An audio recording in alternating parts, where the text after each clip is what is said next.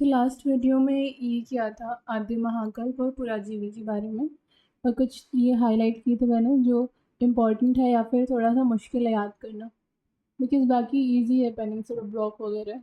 ये वैज्ञानिक का नाम इम्पोर्टेंट है थोड़ा सा, जिसने वर्गीकरण किया था ये सब महाकल्प का चट्टानों के लिए। So he was doctor S Haddon. कहीं हैरॉन लिखा हुआ है, कहीं हैडन लिखा हुआ है, तो आप देख लेना वो। बाकी लक्ष्य वाले बुक में हैडन है, सो मैंने हैडन लिखा। उसके बाद ये महाकल्प अपन ने पढ़े थे, आद्य महाकल्प पढ़ा था। इसमें जो जो वो था ना, जो इम्पोर्टेंट है या फिर थोड़ा सा याद करना मुश्किल है, वो सब मैंने हाईलाइट किए थे। और ये येलो हाईलाइट वो है जो याद करना तो ईजी है बट इम्पॉर्टेंट है। ग्रेट बाउंड्री फॉल्ट, मतलब ये सबको पता ही है बट इट्स स्टिल इम्पॉर्टेंट।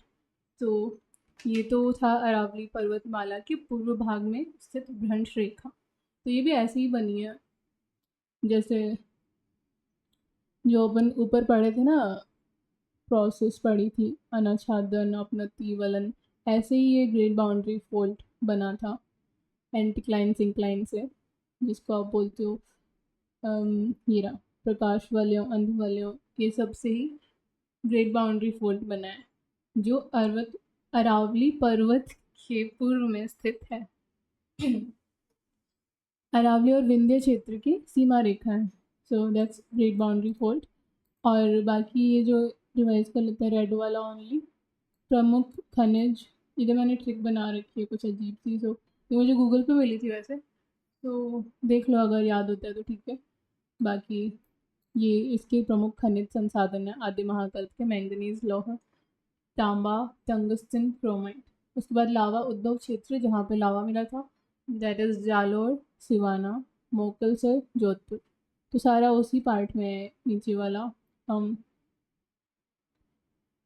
क्या बोलते हैं इसको, मेरा डायरेक्शन वाला थोड़ा गड़बड़ है। डायरेक्शन इधर होता है north south and western part में, तो यहाँ मिला था साउथ वेस्टर्न पार्ट में। कहाँ गया? जालोर, सिवाना, मोकलसर और जोधपुर। फिर आते हैं नीस। नीस इंपॉर्टेंट है आर्कियन युग की कायांतरित शैल। अब आर्कियन युग क्या है, ये इसी में आता है युग। ये सब जैसे मायोसिन तृतीय कल्प में आता है, वैसे ही आर्कियन भी इसके अंदर आता है कहीं। बस इसको नाम दिया गया आर्कियन युग की कायांतरित शैल, नीस को। तो अगर पूछे आर्कियन युग की कायांतरित शैल कौन सी है, तो that is nice. Then Bhilwara super group, ये सबसे इंपॉर्टेंट है, बहुत ज़्यादा इंपॉर्टेंट है। तो बुंदेलखंड नीस प्राचीन चट्टान जो बेरज घाटी से चित्तौड़ और भीलवाड़ा तक लगभग 110 किलोमीटर तक फैली है। और यहाँ पे ग्रेनाइट मिलता है, और कौन सा मिलता है, गुलाबी ग्रेनाइट। भीलवाड़ा सुपर ग्रुप बोलते हैं इसको। उसके बाद अरावली प्री कैम्ब्रियन चट्टानों को दो भागों में बांटा गया, जहाड़ोल समूह और उदयपुर समूह। That is Aravalli Precambrian की चट्टानें। अब वो प्री अरावली पहले था और ये है प्री कैम्ब्रियन। पर अरावली की चट्टानें तो तब भी बनी थी उस युग में भी, तो इस युग का नाम है प्री कैम्ब्रियन। ऐसा नहीं है कि प्री अरावली में सिर्फ अरावली में चट्टानें परिवर्तित हुई थी या बनी थी नई चट्टानें, नहीं। और में भी बनी होगी, सब में बनी होगी, क्या पता। अरावली तो वैसे वैसा प्रदेश है जहाँ पे बनी होंगी पक्का ही। सो ये है अरावली प्री कैम्ब्रियन चट्टानों को दो भागों में बांटा गया है। तो प्री कैम्ब्रियन युग में जो अरावली पे चट्टानें बनी थी उनको झाड़ोल समूह और उदयपुर समूह। उदयपुर नीचे वाला, झाड़ोल जरा ऊपर होगा। उसके बाद भारत की सबसे बड़ी फैलाव वाली अग्नेय चट्टान प्रणाली, अग्नेय चट्टान आपको पता है इग्नियस रॉक्स, यानी जो लावा या मैग्मा से बनी है, वो है मालानी श्रेणी, उसको बोलते हैं, ठीक है। सबसे बड़ी फैलाव पूरे भारत की है। तो राजस्थान की भी पूछें तो यही है, राजस्थान की सबसे बड़ी फैलाव वाली अग्नेय चट्टान है मालानी श्रेणी। उसके बाद मालानी श्रेणी क्या होती है, ये लावा से निर्मित है, ये तो अपने को पता है। इग्नियस रॉक्स जो अपन ने पढ़े थे, आग्नेय चट्टानें जो अपन ने पढ़ी थी, वो उसी से बनी है। मैग्मा या लावा को ठंडा हो जाता है जब, तो ये मालानी श्रेणी इसी से बनी है, लावा से। बट कौन सी लावा से, रायोलाइटिक। और ये अरावली पर ही है मालानी श्रेणी। फिर आता है अरावली शैल समूह। अरावली पे कौन सी चट्टानें पाई जाती है, तो ये तो अपन ने नहीं पढ़ा था ना, हाँ खनिज पढ़े थे। खनिज कौन से मिलते हैं, ये आगे भी आ जाएगा खनिज के बारे में, बट ठीक है अभी देख लो, थोड़ा सा याद रहेगा, वापस रिवाइज हो जाएगा बाद में।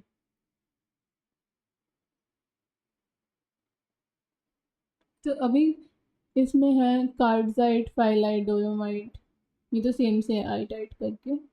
एंड देन संगुटी काष्म और लाइमस्टोन। लाइमस्टोन होता है चूना पत्थर। तो अरावली शैल समूह में चूना पत्थर तो सब में ही आ जाता है, चूना पत्थर तो ऑब्वियसली। एंड देन ये संगुटी काष्म में कुछ थोड़ा सा अलग है। एंड देन कार्डजाइट, फाइलाइट, डोलोमाइट तीनों सेम से नाम है। तो ये हो गया अरावली शैल समूह। उसके बाद आता है मकराना, डीडवाना, कुचामन, संगमरमर खनन क्षेत्र बोलते हैं इसको। ठीक है, मकराना नागौर में है, अभी डीडवाना कुचामन में है। ये पहले नागौर पूरा था, अभी उसको डिवाइड कर दिया डीडवाना, कुचामन और नागौर में। So that's that. उसके बाद Delhi super group. Delhi super group में आता है रायलो समूह और अजबगढ़ समूह और एक अलवर समूह। तो रायलो समूह है ये। रायलो समूह में कौन सी चट्टाने हैं? संगमरमर, चूना पत्थर, संगुट्टी काष्म, कार्डजाइट। तो कुछ तो सेम सी है जो पहले पढ़ी थी। और ये याद ही करना पड़ेगा इसको, रायलो समूह में कौन सी चट्टानें आ सकती हैं, पूछ ही सकते हैं। सो रायलो समूह में एक तो सबसे इम्पोर्टेंट वाली मार्बल, संगमरमर। ठीक है, बाकी चूना पत्थर तो हर जगह होता है, तो इसका कुछ मेरे को लगता नहीं कुछ होगा इसका। बाकी संगुट्टी काष्म में कार्डजाइट, इसमें भी था, अरावली में भी संगुट्टी काष्म में कार्डजाइट। और अजबगढ़ ए जैसे अजबगढ़, ए जैसे अजमेर, अजबगढ़ अजमेर के आसपास का क्षेत्र। फिर पुराजीवी के बारे में पढ़ा था, इसमें सबसे इम्पोर्टेंट है ये विंध्यन महासमूह कहाँ कहाँ है। धौलपुर, करौली, सवा मैधोपुर, ये तो तीनों साथ में है। Then Chittorgarh and Kota. ठीक है, और बाद में ये थोड़ा डिटेल में दिया हुआ है, इसके अंदर होंगे निम्बा हेड़ा कहीं होगा, कोटा या चित्तौड़ में, सुकेत भी। तो ये दो गांव से मतलब थोड़ा शहर के नाम है शायद ये। और उसके बाद पुराजीवी काल में बनी चट्टाने से निकलने वाली नदियाँ, काली सिंध और गंभीर। गंभीर ही होगा ये, गंभीर भी नदी है, गंभीर और काली सिंध, ये पुराजीवी काल में बनी चट्टानों से निकलती है, तो ये भी इम्पोर्टेंट है। देन लाइमस्टोन, सैंडस्टोन, शेल, ये सब सेडिमेंट्री रॉक्स में आती है, यानी अवसादी चट्टानों में आते हैं चूना पत्थर, बलुआ पत्थर और मृत्तिका पत्थर या फिर शेल। तो ये सब पुराजीवी काल की चट्टानें हैं, मतलब सारी की सारी जो भी अवसादी चट्टानें हैं वो। तो ये मुश्किल सब में ही बनती है वैसे तो ये। उसके बाद आता है, इसमें बोला है कि इसमें मैग्मा से भी चट्टानें बनी हैं, तो ये बस थोड़ा सा अलग पॉइंट है, एक्स्ट्रा में दिया हुआ है कि हाँ इसमें ये भी हुआ था। इसके बाद आता है विंध्यन शैल के 4 समूह हैं, भंडेर, रीवा, कैमूर, सेमरी। भंडेर, रीवा, कैमूर, सेमरी, इसकी कोई ट्रिक नहीं है, उसको ऐसे याद करना पड़ेगा।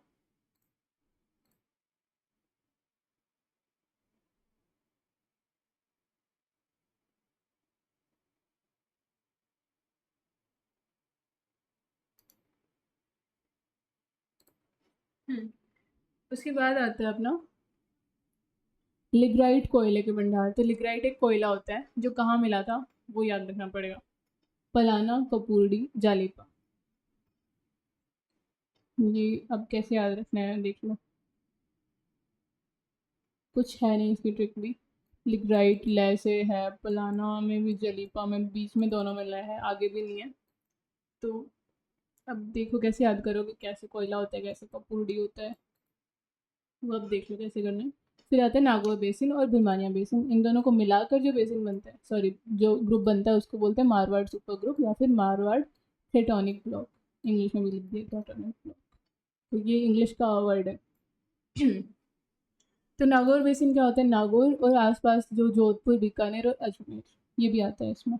बट बिरवानिया बेसिन में आसपास का कुछ नहीं आता, बस जैसलमेर का आता है कुछ हिस्सा, एंड पोखरण मेनली, विशेषतः पोखरण और उसके आसपास का थोड़ा सा एरिया, दैट इज बिरमानिया बेसिन। ये हो गया मारवाड़ सुपर ग्रुप।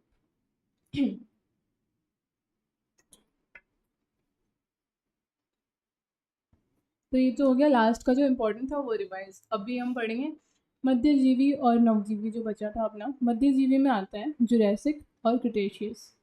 ठीक है, पहले शुरू का जो काल था वो मध्य जुरैसिक था और उसके बाद में क्रिटेशियस था बाद वाला। तो मध्यजीवी में क्या होता है, जैसलमेर एवं बाड़मेर में जुरैसिक कालीन शैल समूह का अवसादन हुआ। तो ये याद रखना, जैसलमेर और बाड़मेर में हुआ था मध्यजीवी में। ये रेड कर देती हूँ। ठीक है, अभी कंपेयर करके देख लो। पुराने में पुराजीवी में कहाँ हुआ था, धौलपुर, करौली, सवाई माधोपुर, चित्तौड़गढ़ और कोटा। ये तीनों तो साथ में ही है, याद हो गया। तीन ही तो चीज़ें याद रखनी है, ये तीनों और चित्तौड़गढ़ और कोटा। ठीक है, ये हो गया पुराजीवी। और इसमें क्या आता है, मोस्टली अरावली की लोकेशन आती है। आद्य महाकल्प में जो इसमें क्षेत्र नहीं थे शायद, क्षेत्र यही है। ये सब जो पढ़ा था ना भीलवाड़ा सुपर ग्रुप, तो ये चित्तौड़गढ़ और भीलवाड़ा थोड़ा सा आ गया। और फिर दिल्ली सुपर ग्रुप में कुछ जगह आ गई, जैसे अजबगढ़, अलवर, सॉरी।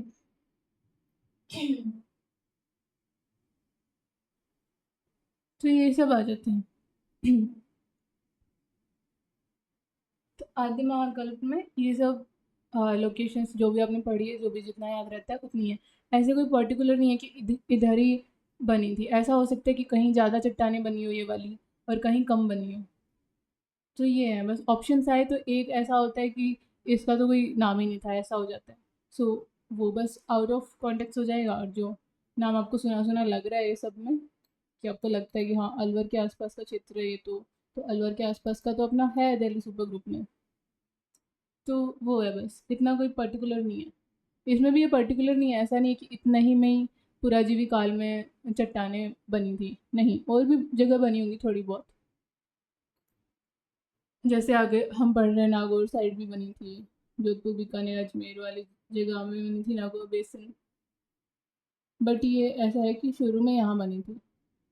अभी बोल रही कि ना पुराजीवी काल में क्या होता है, पहले तो था विंध्यन और बाद में था कार्बोनिफेरस। तो कार्बोनिफेरस में काल में कौन सी बनी थी, तो ये सब यहाँ से आप देख सकते हो, जो भी ऑप्शन होगा उसके हिसाब से। ठीक है, ये हो गया अपना। फिर आता है मध्यजीवी। मध्यजीवी में जैसलमेर और बाड़मेर, जुरैसिक से याद रख लेना जैसलमेर। और फिर बाड़मेर साथ में ही आता है नीचे, वही साउथ वेस्ट वाला पार्ट।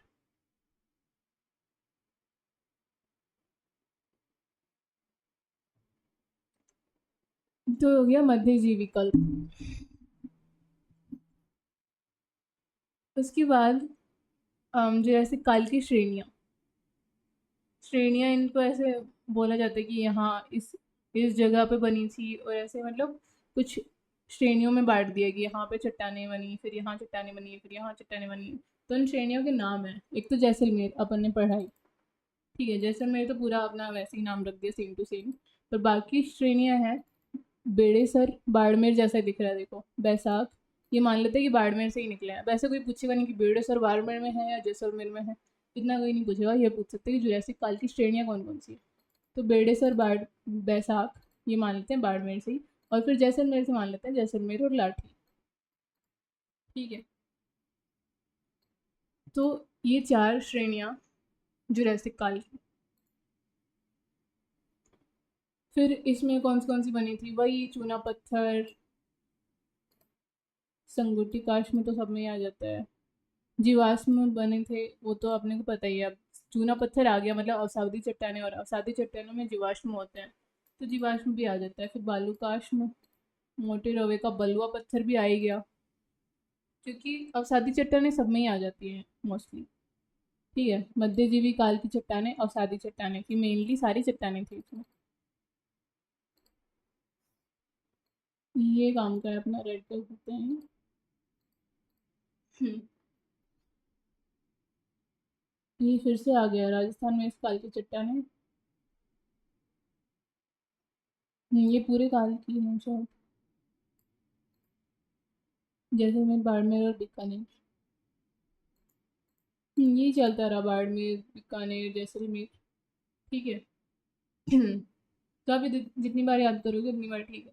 अब ये है कि ऐसा नहीं है कि 2 दे देंगे और बीकानेर भी दे देंगे आपको, और फिर वो भी दे देंगे, मान लो इसमें से ही कोई दे देंगे, नहीं, एक बिल्कुल अलग देंगे कि उसमें बनी ही नहीं हो चट्टानें, अगर देंगे क्वेश्चन में तो।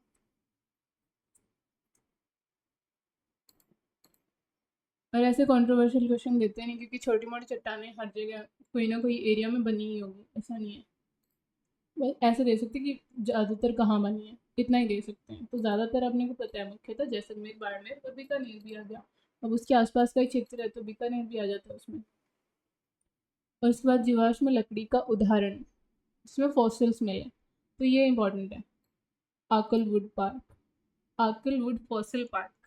तो जैसलमेर का जो आकलवुड फॉसिल पार्क है, उसमें जीवाश्म लकड़ी यानी फॉसिल्स मिले थे, मतलब प्रमाण मिले थे पुराने जीवाश्मों के। ये तो यही बात हो गई, लोग यहाँ रख देते हैं इसको। फिर आता है जैसलमेर क्षेत्र की चट्टानों से डायनासोर के जीवाश्म मिले थे, ये काम का है सबसे ज़्यादा। ठीक है, जैसलमेर के क्षेत्र की चट्टानों से डायनासोर के जीवाश्म मिले थे जुरासिक काल में। ओके। फिर आता है इस युग की प्रमुख चट्टानें, ये तो वापस वही आ गया। जैसलमेर की चट्टानों में समुद्री जीवों के भी जीवाश्म मिलते हैं। समुद्री जीवों के जीवाश्म मतलब जो भी अपने को मिले हो, मछली वगैरह। अब पहले वहाँ पे समुद्र था, ये सब ऐसे नहीं था कि सब कुछ डिवाइडेड था, इधर ये था उधर वो था, नहीं, पहले वहाँ समुद्र था आधी जगह। उसके बाद में डिजर्टिफिकेशन होके वहाँ पे मिट्टी वगैरह हो गई, समुद्र सूख गया, ये सब होता गया। तो पहले समुद्र था। तो ये ध्यान रख लेना, जैसलमेर की 3 काम की चीज़ें यही है। क्या कह रहा है कि जैसलमेर की चट्टानों में समुद्री जीवों के भी जीवाश्म मिलते हैं, जिससे पता चलता है कि यहाँ समुद्र था, इस काल के चट्टानों में पाए जाते हैं। सो ये बस क्वेश्चन बनाने के लिए है। जैसे इसको मैं कॉपी पेस्ट करके अगर चैट जीपीटी को दे देती हूँ, देन ये लास्ट में क्वेश्चन, तो मैं प्रॉम्प्ट लिख देती हूँ कि हाइफन से इधर वाला क्वेश्चन है, एंड देन नेक्स्ट हाइफन के राइट वाला आंसर है। So that's how I revise सारा। और वो क्वेश्चन पूछता है एंड देन आई आंसर कि जैसे जैसलमेर की समुद्र के चट्टानों में समुद्री जीवों के जीवाश्म मिलते हैं, ये किस काल के चट्टानों में पाए गए हैं। तो ये जैसलमेर मेनली जुरासिक काल ही है, ईजी है, जैसे जुरासिक जैसे जैसे जैसलमेर, ये तीनों चीज़ काम की है जैसलमेर में। जैसलमेर का आकलवुड फॉसिल पार्क, जिसमें जीवाश्म का लकड़ी मिला था, और देन जैसलमेर की चट्टानों से डायनासोर के जीवाश्म मिले, एंड देन जैसलमेर की चट्टानों से समुद्री जीवों के भी जीवाश्म मिले, जिससे पता चलता है कि यहाँ समुद्र था। फिर आता है क्रिटेशियस। क्रिटेशियस खटी युग की श्रेणियाँ, खटी है, हटा उसको कंफ्यूज। क्रिटेशियस युग की श्रेणियाँ, अब उसकी श्रेणियाँ क्या थी, बेड़िसर, बैसाख, जैसलमेर, लाठी।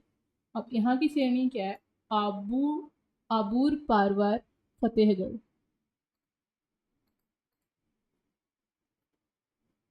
तो इसमें क्या मिला था, चूना पत्थर, ये तो मिलना ही है। बालूकाश में, अब बालूकाश में तो देखो बालू का युक्त क्षेत्र है जैसलमेर साइड, तो ये भी सिंपल सी बात है। बालूकाश में आगे भी लिखा हुआ है, बट ठीक है। बालूकाश में फॉस्फेटिक, बालूकाश में फॉस्फेटिक कर देते हैं हाईलाइट। और देन चूना पत्थर, पता ही है, क्ले की चट्टानें। क्ले का भी कोई नहीं पूछता, clay is very normal. Phosphatic is ऐसा कि हाँ पूछ सकते हैं, फॉस्फेट के बालूकाश में का किस युग में मिले थे, दैट इज क्रिटेशियस युग। ठीक है। उसके बाद थार मरुस्थल के नीचे भी कई स्थानों पर मध्यजीवी काल की चट्टानें दबी हुई हैं। ओके, अभी भी है वहाँ पर।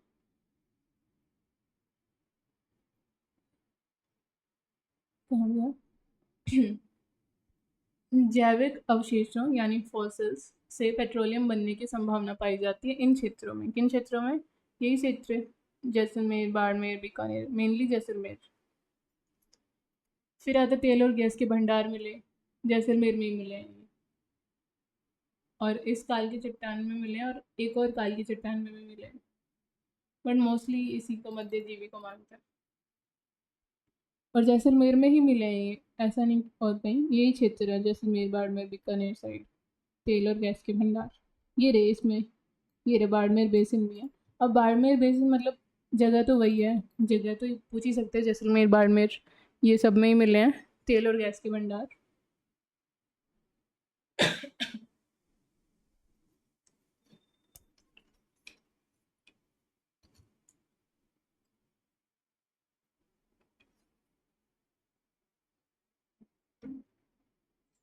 उसके बाद आता है नवजीवी काल। इसमें दो हैं, तृतीय कल्प और चतुर्थ कल्प। तृतीय कल्प में क्या होता है, क्षेत्र आता है जैसलमेर बाड़मेर नागौर बीकानेर। अब सेम सा ही क्षेत्र देखो, सिर्फ नागौर एक इम्पॉर्टेंट इसमें आ गया है, क्योंकि इसमें नागौर है थोड़ा सा इम्पोर्टेंट, ठीक है। तेल और गैस के भंडार मिलते हैं, तो मिलते हैं, ठीक है, पता है अपने को पहले से ही इसमें मिलते हैं इस एरिया में। सो यहाँ चट्टानों से भी, नवजीवी चट्टानों से भी मिले हैं। मुख्य चट्टानें अवसादी, अवसादी सब में आती है। नई चीज़ ये है कि पुराजीवी में मैग्मा वाले मिली थी, ठीक है, अग्रेय चट्टानें मिली थी, तो उसको प्राइमरी चट्टानें भी बोलते हैं, बट ठीक है हिंदी में आ जाएगा वो तो। फिर आता है जल भंडार एक्विफायर्स की उपस्थिति पाई जाती है तृतीय काल में। तो तृतीय काल में अपने को दिख ही गया है, सबसे अलग चीज़ तो यही हुई है।